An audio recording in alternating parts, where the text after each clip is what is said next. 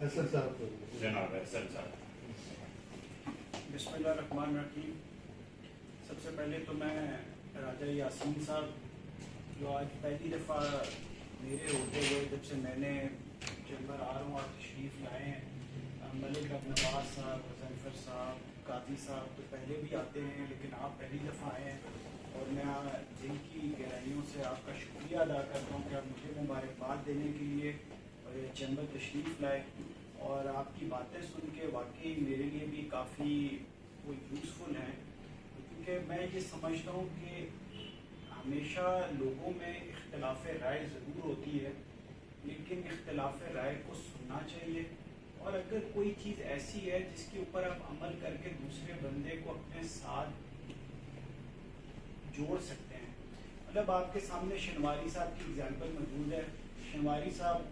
کبھی کبھی ان ریئلسٹک باتیں بھی کر جاتے ہیں, میں کہتا ہوں شنواری صاحب یہ نہیں ہو سکتا, یہ میری بات مان جاتے ہیں. جو ہونے والی بات ہوتی ہے میں ان کو انہوں نے کہا کہ نیچے پورا ایک فیسیلیٹیشن سینٹر ہونا چاہیے ممبرس کے لیے, تو وہ ہمارے مقصود تابش صاحب ہیں, وہ پورا یہ اپنی طرف سے ڈونیٹ کر رہے ہیں, اور وہ نیچے پورا ممبرس فیسیلیٹیشن سینٹر اور لاؤنج جس طرح سے آپ نے کہا تھا کہ ان کی ہونا چاہیے وہ مطلب بن رہا ہے. اسی طرح سے مطلب عبدالرحمن صدیقی صاحب کا ایک ویژن تھا کہ اسلام آباد چیمبر کی اپنی ایک ڈسپینسری اور ہیلتھ کیئر فیسلٹی ہونی چاہیے. ہمارا ویژن تو یہ ہے کہ ہم اسلام آباد چیمبر کا ہمارا اپنا ایک ہاسپٹل ہو, لیکن جب تک ہاسپٹل نہیں ہوتا تب تک ہم اپنی ایک ہیلتھ کیئر فیسلٹی یہاں پہ ڈیولپ کریں, جس کے اوپر عبدالرحمن صدیقی صاحب کام کر رہے ہیں, اور وہ ہماری پچھلی بلڈنگ کا ایک 4th فلور ہمارے پاس فری ہے, اس کے اوپر یہ ڈرائنگز بھی بنا رہے ہیں. اور ہماری خواہش ہے کہ اسلام آباد چیمبر کے کسی ممبر یا فیملی ممبر کو کوئی بھی مسئلہ ہوگا تو اگر وہ وہاں پہ آئے گا تو اس کے بلڈ ٹیسٹ بھی وہاں پہ ہو جائیں گے, اور جو بیسک ڈاکٹر یا بیسک آپ کو انیشیل ٹریٹمنٹ چاہیے تو وہ بھی وہاں پہ ہوگی. اسی طرح سے جس طرح سے ہماری ایمبولینس ہے وہ بھی شاید اس طرح سے یوٹیلائز نہیں ہو پا رہی جس طرح سے ہونی چاہیے, تو وہ بھی ہم اس میڈیکل سینٹر کے ساتھ اٹیچ کریں گے کہ اگر کسی ممبر کو اس کی ضرورت ہے کہ وہ گھر سے جائے گی اور اس کو پک کر کے وہاں پہ لا کے وہ اپنا چیک اپ کرائے اور پھر اس کو واپس چھوڑ دے. یہ اس طرح کے بہت سارے منصوبے ہیں جو ہم سمجھتے ہیں کہ تاجروں کے بہترین مفاد میں ہیں اور یہ ہونے چاہیے. تو اس کے لیے میری ابھی جو ریسنٹلی میں نے عبدالرحمن صدیقی صاحب کو کمیٹی کا کنوینئر بھی بنایا ہے, ہم نے کوشش یہ کی ہے کہ ہم خود سے فنڈ کلیکٹ کریں 4 سے 5 کروڑ روپے کا, اور مارکیٹس کی ڈیولپمنٹ کا کام ہم خود سٹارٹ کریں, کیونکہ میں نے یہ پچھلے 1 سال میں دیکھا ہے کہ 1 سال میں 3 چیئرمین CDA چینج ہوئے, اور تینوں کا جو ایٹیٹیوڈ تھا نا وہ ڈفرینٹ ٹائپ کے بیوروکریٹس ہیں. جو پہلے صاحب تھے انہوں نے کہا جی اسلام آباد پیرس بن جائے گا, یہ ہو جائے گا, ہم تو بڑے خوش ہوئے, میں نے کہا جی بڑی اچھی بات ہے, تو وہاں میٹنگز ہوئی, لیکن انفارچونیٹلی ان کی ٹرانسفر ہو گئی. اس کے بعد جو دوسرے چیئرمین صاحب آئے ان کے اوپر پولیٹیکل پریشر اتنا تھا کہ بڑے بڑے پروجیکٹ کیے جائیں جو لوگوں کو نظر آئیں, جس طرح یہ بھاراکو by pass, express way, Rawal چوک, یہ سب چیزیں, تو ان کا زیادہ فوکس اس طرف تھا. لیکن اس کے ساتھ ساتھ انہوں نے اسلام آباد چیمبر کو CDA کے بورڈ میں ریپرزنٹیشن بھی دی, اور جتنے ہمارے اسلام آباد چیمبر کے اور تاجروں کے مسائل ہیں, یہ پہلی دفعہ جو CDA کی منٹس آف دا میٹنگز ہیں اس میں رجسٹرڈ ہے وہاں پہ کہ ہمارے یہ مسائل ہیں کہ مارکیٹس کی ڈیولپمنٹ ہونی چاہیے, وہاں واٹر فلٹریشن پلانٹس ہونے چاہیے, واش رومز ہونے چاہیے, فلاور مارکیٹس ہونی چاہیے, ان میں جو سیوریج لائنس کا ایشو ہے, اس کے علاوہ ہاسپٹل اور اسکول کا پلاٹ ہونا چاہیے.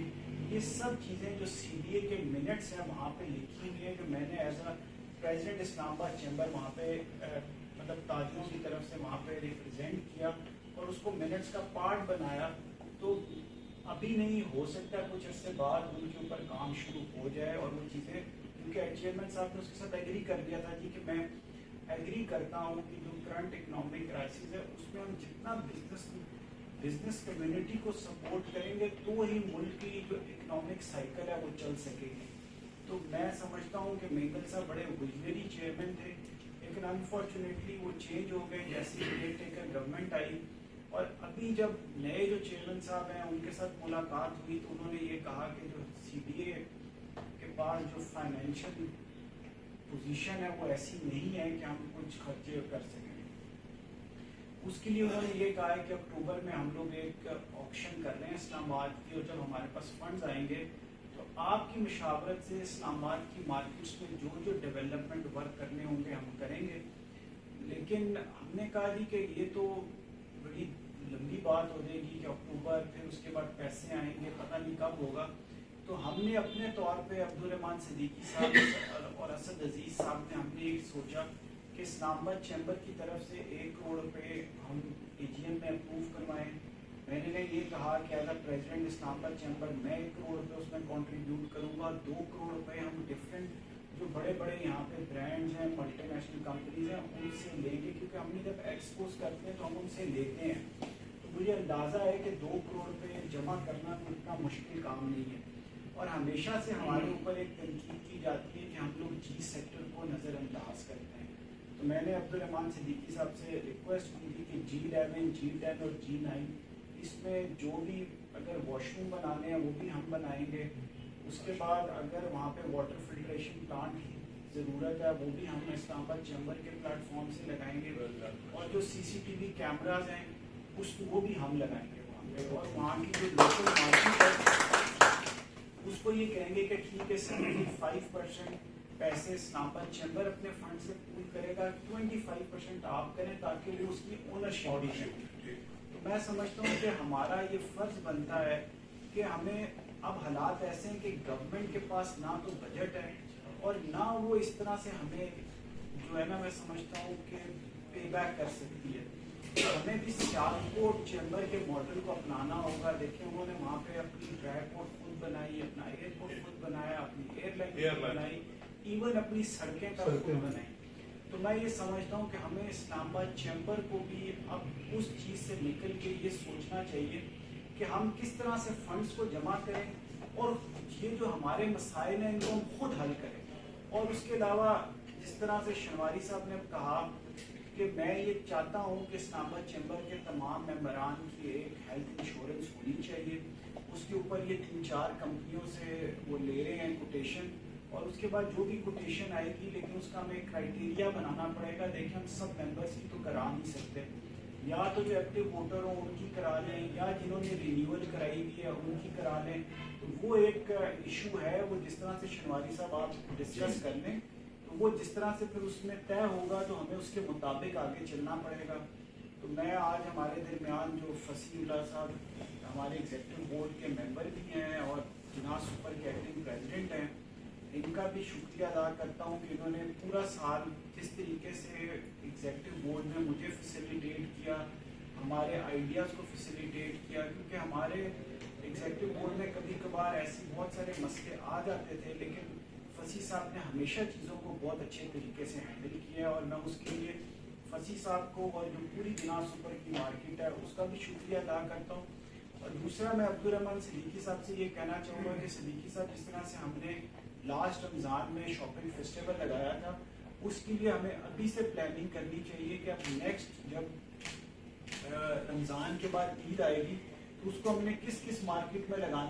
کرنا چاہیے اور اس کا ہمارا کیا پلان ہونا چاہیے. تو میری آپ سے ریکویسٹ ہوگی کہ آپ اس کے اوپر بھی ضرور کام کریں، کیونکہ میں یہ سمجھتا ہوں کہ عبدالرحمان صدیقی صاحب میں نے یہ دیکھا ہے کہ ان کو کوئی بھی کام دیتے ہیں یہ اس کو بڑی جسے کہتے ہیں نا ڈیڈیکیشن کے ساتھ کرتے ہیں. اور یہ اسلام آباد چیمبر میں جتنے بھی ہاسپٹل کے ڈسکاؤنٹ، اسکولز کے ڈسکاؤنٹ، لیبس کے ڈسکاؤنٹ، یہ سارا انیشیٹو ان کا تھا جس سے اسلام آباد چیمبر کے سارے 5-7 ہزار ممبر مستفید ہو رہے ہیں.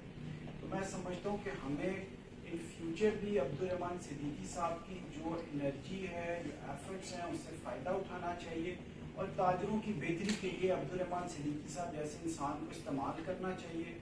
اور اس کے ساتھ میں یہ کہنا چاہتا ہوں کہ جتنے بھی آپ لوگ یہاں پہ